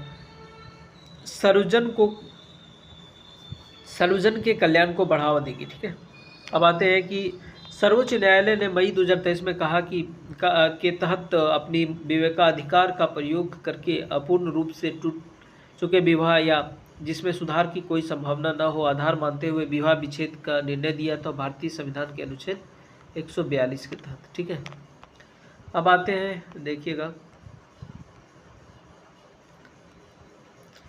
पदोन्नति में आरक्षण सिद्धांत के निम्नलिखित में किस अनुच्छेद के अंतर्गत आता है, तो ये हो जाएगा 16 का 4A। ठीक है। कौन सा अनुच्छेद मानव तस्करी और जबरन, तो अनुच्छेद 23 हो जाएगा, जबरन श्रम पर प्रतिबंध। तो वही बालात श्रम जो हो जाता है बच्चों का, देखिएगा, जैसे जबरन तस्करी और देखिए मानव तस्करी और जबरन श्रम हो जाएगा 23, लेकिन बच्चों को अगर कारखाना में करवाता है श्रम, तो ये 24 के तहत होता है। ठीक है। मान लीजिए एक खादान मजदूर अपने 9 वर्षीय पुत्र के स्कूल जाने के बजाय अपने साथ काम करने के लिए कहता है, तो इस प्रकार भारतीय संविधान के किस अनुच्छेद का उल्लंघन करता है, तो ये हो जाएगा आपका 24। ठीक है। 14 वर्ष के बच्चों तक नहीं कहा जा सकता है। ठीक है। उसके बाद देखिएगा, संविधान के किस अनुच्छेद में धार्मिक और दिनार्थ उद्देश्य के लिए संस्थानों की स्थापना अनुच्छेद के बारे में लिखा गया है, तो ये हो जाएगा आपका 26। संविधान का 5वां संविधान संशोधन अधिनियम जो हुआ था 1955 में को किस अनुच्छेद को संशोधित किया, तो ये हो जाएगा आपका अनुच्छेद 3। ठीक है। अब आते हैं कि कौन सा अनुच्छेद का प्रावधान करता है कि सभी अल्पसंख्यकों को अपने पसंद के शैक्षिक संस्थान स्थापित करने और संचालित करने का अधिकार देता है, तो ये हो जाएगा अनुच्छेद 30। और भाषा संस्कृति की अगर संरक्षण का बात करता है तो 29। भारत के संविधान के डैश में मौलिक अधिकारों के कानूनी परिवर्तन के प्रावधान है, तो अनुच्छेद 32 जो कि सुप्रीम कोर्ट का प्रावधान देता है, अनुच्छेद 226 जो कि राज्य को हाई कोर्ट को देता है। संविधान के 50वें संविधान संशोधन 1984 द्वारा किस अनुच्छेद में संशोधित किया गया, तो अनुच्छेद 33 हो गया। ठीक है। अब आते हैं कि भारतीय संविधान का कौन सा अनुच्छेद राष्ट्रपति और राज्यपालों और राज्य प्रमुखों के सुरक्षा प्रदान करता है, तो 361, याद रखिएगा। उसके बाद है कि कौन सा अनुच्छेद लागू होगा जब ए महिला और बी पुरुष एक ही कार्य में समान पद पर समान प्रवृत्ति कार्य करने और असमान भुगतान कर रहे हैं, तो 39D समान काम के लिए समान वेतन का बात करता है। भारतीय संविधान के कौन से अनुच्छेद नागरिकता से संबंधित है, ये बताए थे 5 से 11। एक स्कूल के शिक्षक हर बार राष्ट्रगान गाए जाने पर छात्रों को खड़े होने के लिए कहता है, कौन सा मौलिक कर्तव्य है, तो ये मौलिक कर्तव्य है 51A का ए पार्ट। भारत के संविधान का कौन सा अनुच्छेद नागरिकता के विषय पर कानून बनाने के लिए संसद की पूर्ण शक्ति है, तो अनुच्छेद 11 हो गया। ठीक है, अब आते हैं कि भारत के संविधान के अनुच्छेदों के किस समूह को सांस्कृतिक और शैक्षिक अधिकार के रूप में जाना जाता है, तो अभी बताएं कि आप सांस्कृतिक और शैक्षिक अधिकार संरक्षण करने का अधिकार जो है 29-30। अगर अपने आप एक प्रकार का स्कूल खोलते हैं तो 30 और अपने भाषा संस्कृति को रक्षा करते हैं तो 29। ठीक है, संविधान के कौन सा अनुच्छेद नागरिकता, तो इससे हम रिपीटेड क्वेश्चन है। भारतीय संविधान में समवर्ती सूची डैश से लिया गया, तो ऑस्ट्रेलिया से लिया गया। अब आते हैं कि किस अनुच्छेद 21 संविधान से भारतीय संविधान को बहुलवादी की प्रणाली अपनाया गया, तो ये ब्रिटिश संविधान। भारत का कोई भी नागरिक डैश के तहत अपनी नागरिकता त्यागने की घोषणा कर सकता है, तो नागरिकता अधिनियम 1955। उसके बाद देखिए रीट जो ऑफ मेमंडस परमादेश का अधिकार एक मौलिक अधिकार है जिसे किसके वर्गीकृत किया जाता है, तो ये संवैधानिक उपचार है। ठीक है, सुप्रीम कोर्ट द्वारा जो उसके लोअर कोर्ट है उसको दिया जाता है। ने डैश ने संवैधानिक उपचार के अधिकार को संविधान की आत्मा कहा, तो डॉक्टर भीमराव अम्बेडकर। भारत के संविधान के अनुच्छेद 344A और 351 संबंधित है, तो ये पूछ रहा है किससे है, तो ये 8वीं अनुसूची से संबंधित है। ठीक है,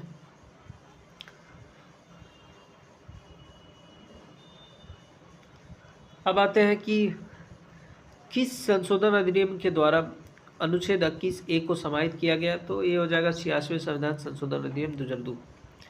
नागरिकता अधिनियम 1955 संबंधित नहीं है, तो ये हो जाएगा निर्वाचन से।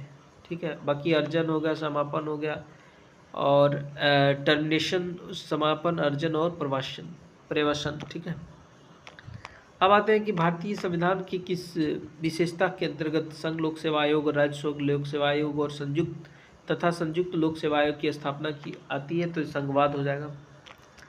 अब आते हैं कि भारतीय नागरिकों के मौलिक अधिकारों की रक्षा के लिए सर्वोच्च न्यायालय सुप्रीम कोर्ट द्वारा कितने प्रकार का रीट जारी की जा सकती है, तो ये 5 प्रकार का।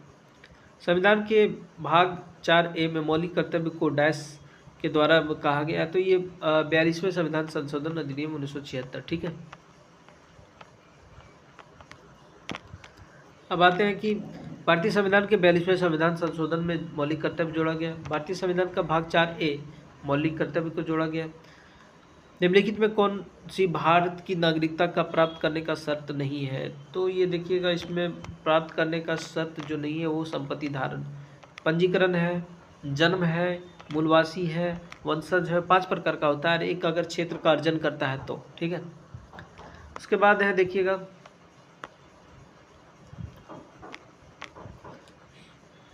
राज्य के नीति निर्देशक सिद्धांतों की कौन सी विशेषता है जो मौलिक कर्तव्य के अधिकारों से अलग करती है, तो यह वाद योग नहीं है, मतलब इसे अगर निकालता है राज्य के नीति निर्देशक सिद्धांत तो उसको कानून बनाना पड़ेगा उसको लागू करने के लिए। मूल संविधान में मौलिक कर्तव्य का उल्लेख नहीं था, क्योंकि देखिए मूल संविधान में मौलिक कर्तव्य नहीं था, इसका आंसर देख लीजिए। यह अपेक्षा की जाती थी कि देश के नागरिक अपने कर्तव्यों का स्वेच्छा से पालन करेंगे, इसलिए। लैटिन में कौन सी रीट का अर्थ है हमारा आदेश, तो ये हो जाएगा आदेश है, ये हो जाता है परमादेश रीट। भारत के महापंजीयक और जनगणना आयुक्त का कार्यालय किस मंत्रालय के अंतर्गत आता है, तो ये हो जाएगा आपका गृह मंत्रालय। उसके बाद देखिए कि किस फैसले में सर्वोच्च न्यायालय ने अनुच्छेद 21 के दायरे का विस्तार किया और कहा कि शिक्षा का अधिकार सीधे जीवन के अधिकार से प्रभावित होता है, तो ये हो जाएगा मोहिनी जैन बनाम कर्नाटक राज्य। अब आते हैं कि संसदीय स्थायी समिति का कार्यकाल 1 वर्ष तक होता है। भारत के संविधान में निहित राज्य के नीति निर्देशक तत्वों के संदर्भ में निम्नलिखित में कौन सा सही कथन आपको बताना था, तो इसमें देखिएगा अनुच्छेद 38 में प्रावधान है कि राज्य व्यक्तियों और लोगों के समूह के बीच में असमानताओं को कम करने का प्रयास करेगा। ठीक है, 39 में प्रावधान है कि राज्य के नीति निर्देशक सिद्धांत जो तत्व है को यह सुनिश्चित करने की दिशा में निर्देशित करेगा कि पुरुष और महिलाओं को दोनों को सामान्य कार्य के लिए समान वेतन मिले। ठीक है, ये दोनों सही है। इसमें देखिए मौलिक कर्तव्य में गलत बताना है, कौन गलत है, तो ये हो जाएगा 42वें। हम लोग देख लिए कि 42वां में जुड़ा है। उसके बाद है कि भारत में नागरिकता के अधिकार विनियमित करने की शक्ति किसके पास है, तो संसद के पास। भारतीय संविधान के किस भाग को भारत का मैग्ना कार्टा कहा जाता है, तो भाग 3। चलिए पेज देख लेते हैं। क्या है कि भारत के संविधान के अनुच्छेद 15 में शामिल है। तो देखिएगा 15 में आपका है कि जैसे केवल धर्म, मूल वंश, जाति, लिंग, जन्म स्थान के आधार पर किसी भी नागरिक को साथ भेदभाव नहीं किया जा सकता है। ठीक है, चलिए आगे बढ़ते हैं। हथकरघा एवं हस्तशिल्प बोर्डों की स्थापना में कौन सा निर्देशक सिद्धांत लागू किया गया है, तो ये हो जाएगा सहकारी आधार पर कुटीर उद्योगों को बढ़ावा देना। ठीक है, अनुच्छेद 43 डीपीएसपी का है, directive principle of state policy, राज्य के नीति निर्देशक तत्व। ठीक है, देखिएगा भारत का संविधान का अनुच्छेद 20 संबंधित है, तो ये अपराधों के लिए दोष सिद्धि से के संबंध में। ठीक है, तो कोई भी व्यक्ति अगर कोई अपराध करता है तो एक ही अपराध के लिए दोहरी सजा नहीं दिया जा सकता है। ठीक है, अनुच्छेद 20 में कहता है। किस रीट का शाब्दिक अर्थ है आपका अधिकार क्या है, तो इसको बोलते हैं अधिकार प्रश्या को वारंटो। भारत में नागरिकता प्राप्त करने का निम्नलिखित में से कौन सा एक तरीका नहीं है, तो देखिएगा 5 तरीके से नागरिकता प्राप्त किया जा सकता है। ठीक है, पहला देखिएगा कि पंजीकरण, जन्म और कोई भी क्षेत्र को अगर समावेशन कर लेता है तो ठीक है, और वंशज के आधार पर भी किया जाता है, और रजिस्ट्रेशन जिसको बोलते हैं पंजीकरण के आधार पर। ठीक है, तो 5 प्रकार का हो जाता है। आगे आते हैं कि उत्प्रेषण लेख किसके अंतर्गत आता है, तो ये हो जाएगा संवैधानिक उपचार के अधिकार। आर्टिकल कितना हो जाएगा, 32, याद रखिएगा, संवैधानिक उपचार आर्टिकल 32 में प्रावधान किया गया है। उसके बाद कौन सा मौलिक अधिकार भारतीयों के साथ साथ विदेशियों के लिए भी उपलब्ध है, तो ये हो जाएगा प्रारंभिक शिक्षा का अधिकार। ठीक है, आर्टिकल 21A। ठीक है, ये प्रारंभिक शिक्षा का बात करता है। अब आते हैं कि कौन सा मौलिक अधिकार भारत के संविधान में प्रदत्त मौलिक अधिकारों की मूल सूची से हटा दिया गया, तो ये हो जाएगा संपत्ति का अधिकार।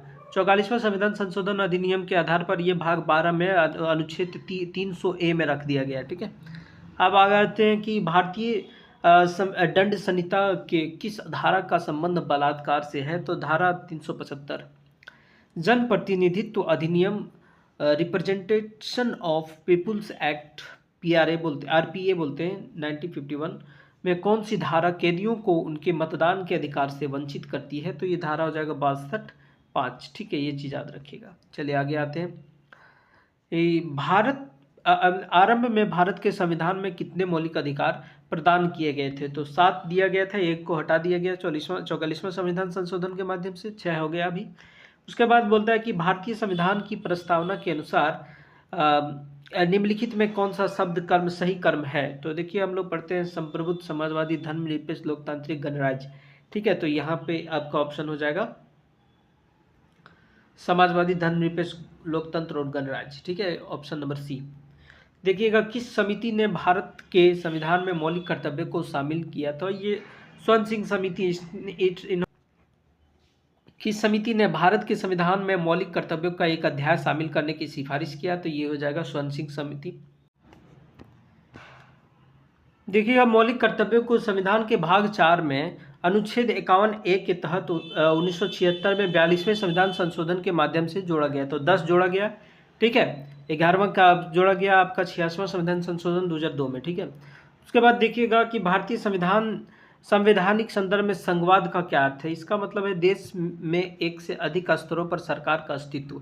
ठीक है, उसके बाद देखिए धर्मनिरपेक्षता भारतीय संविधान की एक विशेषता है, जिसका अर्थ है राज्य किसी धर्म को बढ़ावा नहीं देगा, किसी खास धर्म को बढ़ावा नहीं देता है। ठीक है, आगे आते हैं कि देखिएगा भारतीय संविधान की एक प्रमुख विशेषता न्यायिक पूर्वावलोकन को किस देश से लिया गया है, तो ये हो जाएगा आपका यूएसए से। ठीक है, उसके बाद आते हैं भारतीय संविधान के अंतर्गत प्रावधान किए गए मौलिक कर्तव्यों में निम्नलिखित में किसका उल्लेख नहीं है। ठीक है, तो वैज्ञानिक सोच विकसित करना ये सही है। राष्ट्रीय ध्वज का सम्मान करना ये भी सही है। सार्वजनिक संपत्ति का सुरक्षा करना ये भी सही है। ये गलत हो जाएगा आपका। रक्षा बलों में शामिल होना ये गलत है। उसके बाद देखिएगा, एक घरेलू नौकरानी अपने 12 वर्षीय बेटी को स्कूल भेजने के बजाय एक आवासीय कॉलोनी में घर की सफाई काम करने में मदद करवाती है। नौकरानी द्वारा मौलिक कर्तव्य का उल्लंघन किया गया। ठीक है, तो ये अपने बच्चों को शिक्षा के अवसर प्रदान करने वाला जो मौलिक कर्तव्य है उसका उल्लंघन किया गया। सभी ऐतिहासिक स्मारकों पर यह निर्देश लगे हैं कि जनता को दीवारों पर कुछ नहीं लिखना चाहिए। दिया गया कथन किस मौलिक कर्तव्य, तो ये हो जाएगा सार्वजनिक संपत्ति की रक्षा करना और हिंसा का त्याग करना। उसके बाद देखिएगा, निम्नलिखित में कौन सी समिति मौलिक कर्तव्यों से संबंधित है, तो ये वर्मा समिति भी संबंधित है। किसी अवर न्यायालय या न्यायाधिकरण को उसके अधिकार क्षेत्र से बाहर जाने से रोकने के लिए जो कानूनी रूप से निहित है या क्षेत्राधिकार के बिना कार्य करने या प्राकृतिक न्याय के सिद्धांत के विरुद्ध कार्य करने में तो डैश जारी किया जाता है, तो इसको बोलते हैं writ petition, writ of prohibition. ठीक है, चलिए आप अर्थशास्त्र शुरू करते हैं। इसमें देखिएगा कि 2000 और 2001 में नाबार्ड ने डैश कोष का सूक्ष्म विकास निधि की स्थापना किया, तो 100 करोड़ का। नवंबर 2016 में भारत सरकार द्वारा कौन सा मुद्रा नोट बंद कर दिया गया, तो 500 का। ठीक है, उसके बाद देखिएगा, किस वर्ष में भारतीय रिजर्व बैंक को पूरी तरह से राष्ट्रीयकरण किया गया और इसका स्वामित्व भारत सरकार के पास आ गया, तो 1949। स्थापना कब हुआ था, 1934 में। ठीक है, उसके बाद देखिएगा, घूर्णनशील बचत और क्रेडिट संघ ROSCA की शुरुआत सर्ली आर्डेनर के द्वारा वर्ष में की गई, तो 1964 हो जाएगा। निम्नलिखित में किन वर्षों को स्वतंत्र भारत में योजना अवकाश, तो योजना अवकाश हो जाएगा 1966 से 1969 में। ठीक है, अब आते हैं भारत सरकार द्वारा स्वर्ण जयंती स्वरोजगार योजना जो शुरू किया गया था वो 1999 में। ठीक है, अब यहाँ देखिए उद्योग है, कुछ प्रकार कंपनी का है, जैसे सार्वजनिक उद्योग, तो ये हो जाएगा, ये जो है भारत हैवी इलेक्ट्रिकल लिमिटेड सार्वजनिक है। निजी जो हो जाएगा आपका, ये हो जाएगा Tata iron and steel company और संयुक्त में ऑयल इंडिया लिमिटेड। ठीक है, अब आते हैं कि भारत सरकार द्वारा निर्माण कार्यक्रम कब शुरू किया गया, तो भारत निर्माण कार्यक्रम जो शुरू किया गया था वो 2005 में। सूक्ष्म इकाई विकास और पुनर्वृत्ति agency, micro unit development and refinance agency जिसे मुद्रा कहते हैं, इसका शुरुआत हुआ था 2015 में। भारत में वित्त वर्ष 1 अप्रैल से शुरू होता है और 31 मार्च तक समाप्त होता है। भारत के आर्थिक सर्वेक्षण 2022-23 के अनुसार बेरोजगारी दर पूछ रहा है कि 2018-19 में 5.8 था, इसे गिर के 4.2 हो गया था। 10वीं पंचवर्षीय योजना को निर्धनता 5% कम करने का लक्ष्य रखा गया था, ये इम्पोर्टेंट है। उसके बाद देखिएगा कि आर्थिक सर्वेक्षण 2022-23 के अनुसार 2020-21 में पुरुषों की श्रम बल भागीदारी दर है वो 57.5%। भारत सरकार द्वारा किस बेरोजगारी योजना की अवधि जुलाई 2022 से जून 2024 तक बढ़ा दिया गया था, ये हो जाएगा अटल बीमित व्यक्ति कल्याण योजना। लागत सिद्धांत, कोस्ट थ्योरी में वक्र का सामान्य आकार एक आयताकार अति विरलीय होता है, ये होता है औसत निश्चित लागत, एवरेज फिक्स्ड कॉस्ट। निम्नलिखित में कौन सा सार्वजनिक क्षेत्र के स्वामित्व वाला और सार्वजनिक क्षेत्र का संचालित उपक्रम है, तो ये भेल हो जाएगा। ठीक है, उसके बाद आते हैं कि बाजार संतुलन के मामले में क्या होता है, तो देखिएगा ये दोनों सही है। बाजार की मांग, बाजार की आपूर्ति, बाजार में कोई अतिरिक्त आपूर्ति नहीं होती है, ये सब हो जाएगा। उसके बाद देखिएगा कि राजकोषीय नीति का उद्देश्य क्या है, तो इसका है कि विकास को बढ़ावा देना, मुद्रास्फीति को नियंत्रित करना। ठीक है, तो नीचे भारत की पंचवर्षीय योजना उनकी अवधि के साथ दी गई है, तो इसमें मिलान करना है। तो इसमें बताना है कि जैसे प्रथम पंचवर्षीय योजना 1951 से शुरू हुआ था, 1951 से 56 तक, और 56 से उसके बाद 60-61 तक ये हो जाएगा आपका द्वितीय, सही है। 60-61 से 5 साल फिर बढ़ा दीजिए, 66, ये भी सही है आपका। ठीक है, चौथा देख लीजिएगा, ये गलत है, तृतीय हो गया ना। फिर अवकाश आ गया था, योजना अवकाश 1966 से 1969 तक है ना, अवकाश आ गया था। तो ये दो ही सही है, चौथा गलत है। क्या वाणिज्यिक बैंकों द्वारा अंकित मूल्य पर छूट पर जारी किया जाता है? जमा प्रमाण पत्र हो जाएगा। 2015 के दौरान डैश क्षेत्र में भारत सरकार ने लगभग 49% एफडीआई अनुमति की है, तो ये रक्षा क्षेत्र हो जाएगा। ठीक है। उसके बाद देखिए, मुद्रा के परिचालन का वेग तब अधिक होता है जब अर्थव्यवस्था की आवश्यकता से कम हो, तो मुद्रा की मांग हो जाएगा यहाँ। उसके बाद आगे देखिएगा कि डैश जनसंख्या में गैर श्रमिकों के सापेक्ष श्रमिकों के अनुपात वृद्धि का, तो ये हो जाएगा जनसांख्यिकी लाभांश। आगे आते हैं कि भारत में क्षेत्रीय ग्रामीण बैंकों का प्राथमिक उद्देश्य क्या है? तो ये हो जाएगा आपका ग्रामीण अर्थव्यवस्था का विकास। किसी देश का व्यापार संतुलन होता है आयात निर्यात के बीच का अंतर। निम्नलिखित विकल्प को गलत मतलब बताना क्या है, सो देखिएगा कि यहाँ पे लिखा है कि प्रथम पंचवर्षीय योजना के काल के दौरान भारत के आर्थिक विकास पर सलाह देने के लिए भारत तथा विदेश जाने माने अर्थशास्त्री को आमंत्रित किया गया था। ठीक है, ये गलत हो जाएगा, आपका गलत ही चूज करना है। ठीक है। उसके बाद आते हैं कि निम्नलिखित में से कौन सी समिति औद्योगिक लाइसेंसिंग नीति जांच से जुड़ी है? तो ये दत्त समिति, औद्योगिक लाइसेंसिंग दत्त। भारत में राष्ट्रीय आय की गणना के लिए किस लागत पर विचार किया जाता है? तो ये कारक लागत। ठीक है, फैक्टर कॉस्ट। क्या हो जाएगा? Factor cost. उसके बाद आते हैं, यदि किसी वस्तु की मांग में गिरावट होती है तो संतुलित मांग इक्विलिब्रियम प्राइस में डैश होने की अपेक्षा, तो गिरावट। ठीक है। उसके बाद देखिए, को डैश को किसी राजकोषीय वर्ष के दौरान ऋण ग्रहण को छोड़कर कुल प्राप्तियों की तुलना में कुल व्यय के आधिक्य के रूप में परिभाषित किया गया, तो ये हो जाएगा आपका राजकोषीय घाटा। कौन सी विनिमय दर मांग और आपूर्ति की बाजार शक्तियों द्वारा निर्धारित की जाती है? तो अस्थायी विनिमय दर। औद्योगिक नीति संकल्प 1948 के मुख्य रूप से बड़े पैमाने उद्योग में डैश खंडों में वर्गीकृत, तो 4 हो जाएगा आपका। उसके बाद देखिएगा कि मोहम्मद यूनिस जो बांग्लादेश के हैं, अभी राष्ट्रपति बन गए हैं, 1983 में किस बैंक की स्थापना? ग्रामीण बैंक। ठीक है। और उसके बाद देखिएगा यहाँ पे मिलाना है कि कौन कौन सा किस पंचवर्षीय योजना में आया था। तो गरीबी हटाओ आपका 5वीं पंचवर्षीय योजना में आ गया था।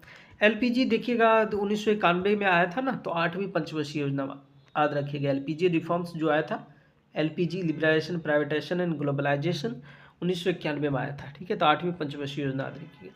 रोलिंग प्लांट जो आया था वो तीसरा के बाद आ गया था, तो इसका देखिएगा ये हो जाएगा सी। क्या हो जाएगा? 1978 से नहीं, ये आपका चौथा के बाद आ गया था। ठीक है, चौथा के बाद आ गया था। तो और योजना अवकाश ये था 1966 से 69। ठीक है। रोलिंग प्लांट ये था 1978 से 1980।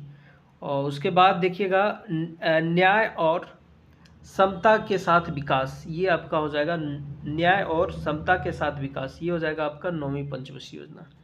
ठीक है। उसके बाद आते हैं अगला कि इसमें संतुलित करना है कि कौन क्या है। ठीक है, तो देखिएगा संतुलित विकास का सिद्धांत, तो ये हो जाएगा आपका जो दिया था संतुलित विकास का सिद्धांत रगनार नकरसे। ठीक है। और बड़े धक्के का सिद्धांत ये दिया था रोसेन स्टीन रोडेन।